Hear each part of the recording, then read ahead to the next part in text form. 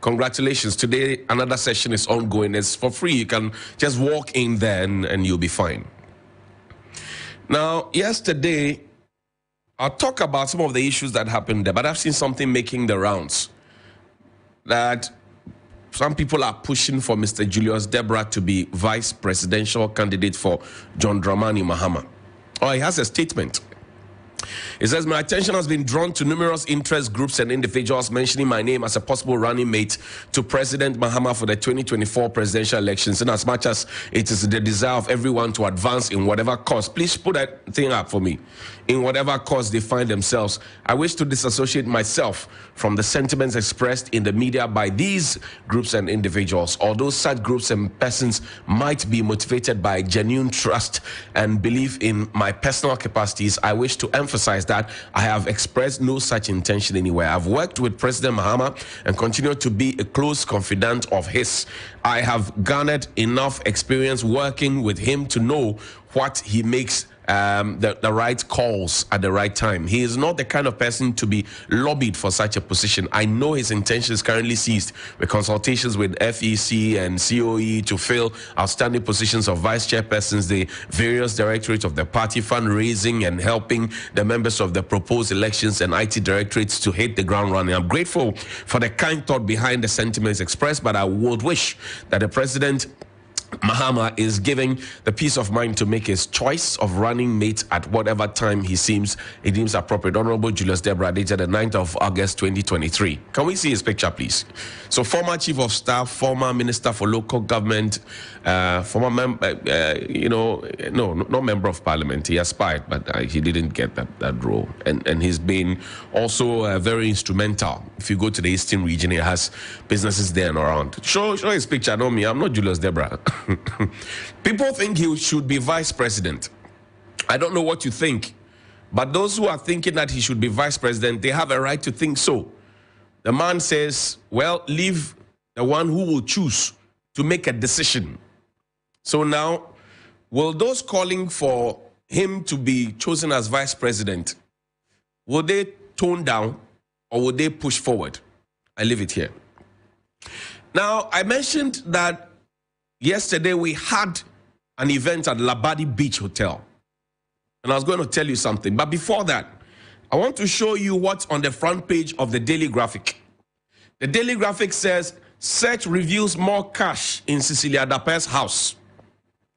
The Daily Guide says, OSP finds 590,000 US dollars, 2.73 million Ghana cedis in Cecilia Dape's house, and it's splashed all over. Remember when we broke the story and said more cash was found at Cecilia Dape's place? We were called liars. We were called a fake media house. I had friends in MPP who sent it to me.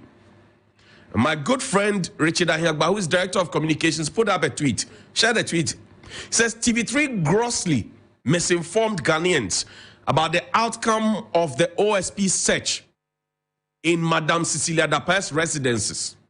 Media houses who were interested in the fact double-checked with the OSP and learned that no substantial amount, listen to the English, no substantial amount was found in the search.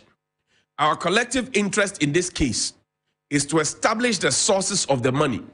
Therefore, reports must be necessarily factual, devoid of corporate pursuits and the like. There is too much at stake, and it taxes us. So when my good friend, Mr. Ahiagba, tweet again and apologize, because now the Daily Guide is reporting it. The Daily Graphic is reporting it. And Mr. Ahiagba is not the only one. Mr. Domotri also asked us where we got that information from on Good Evening Ghana. But sometimes I think that people forget that all these institutions and all the offices have people who work there. And we know people, and people know people. So the OSP may say that, well, we have not officially put out a notice to say that the 5 million that is said to be in a Prudential Bank account, all the monies that are being spoken of, 48 million in a Prudential Bank account and all of that, we have not officially put that out. And so don't take it for what it is coming from us. That does not negate the fact that there indeed is Are you suggesting to me that there isn't any money in the accounts of Madam Cecilia Dapaah? Is she a woman of straw? Are you making that suggestion really? And you see, the way we will go to the bottom of this matter, it has started with the kinds of conversations and kinds of seeming cover-ups and kind of dismissive attitude that we have put to this matter. For me, unlike the others who say, oh, Madam stole the money, Madam did it, I'm not making those claims. And I will not make them because it will be reckless and irresponsible on my part.